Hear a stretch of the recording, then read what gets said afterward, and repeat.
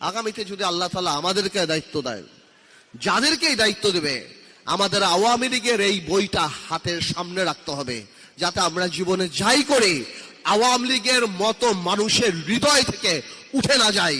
আওয়ামী লীগ একটা example that how a political party can become a criminal enterprise in a country. হয়তো অনেক জায়গাতেই অনেক কিছু থাকবে, অনেক কিছু একমত হবে না, কিন্তু আমাদের সবার একটা জায়গায় এক থাকতে হবে। কারণ সেটা হলো কি, আওয়ামী লীগ যাতে আর রাজনীতিতে না আসতে পারে। কেন থাকতে হবে আমি সেটাও বলি।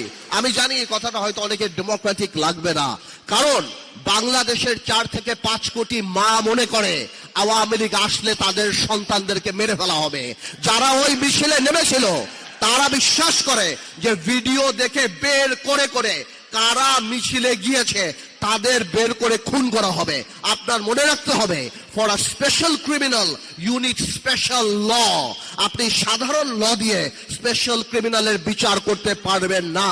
আওয়ামী লীগ তার মেধায় রাজনীতিতে বিশ্বাস করে না, প্রতিশোধে বিশ্বাস করে। খুব শীঘ্রই আওয়ামী লীগের আওয়াজ নরম হয়ে যাবে, বলবে যারা উপলব্ধি করেছে আসেন আমরা একসাথে কাজ করি, এরা জঙ্গি। ভাইয়ের আমার, এই ট্র্যাপে পড়বেন না। Awami League is not a political party.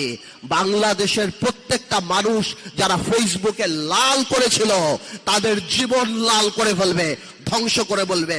এই একটা জায়গায় খালি আমরা থাকি, দেন আওয়ামী লীগের ব্যাপারে পুরা জাতি আমাদের একসাথে থাকতে হবে।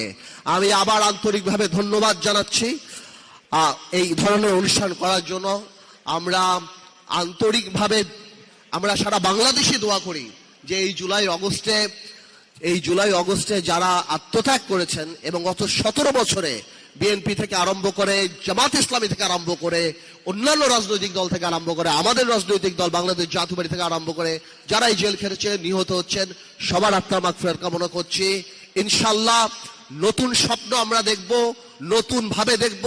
আমাদের মধ্যে বিভেদ থাকতে পারে, রাজনৈতিক দ্বিমত থাকতে পারে, কিন্তু আগামীর বাংলাদেশ ইনশাআল্লাহ তারেক রহমানের নেতৃত্বে হবে স্বপ্নের বাংলাদেশ।